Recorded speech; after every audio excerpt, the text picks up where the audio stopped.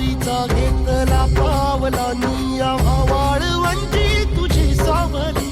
गळा भेट घेण्या भीमेची निघाली तुझ्या राम घोषात इंद्रायणी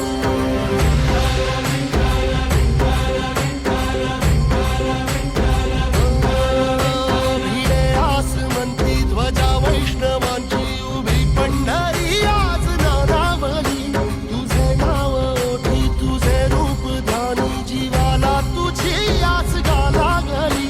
जरी बाप साऱ्या जगाचा परी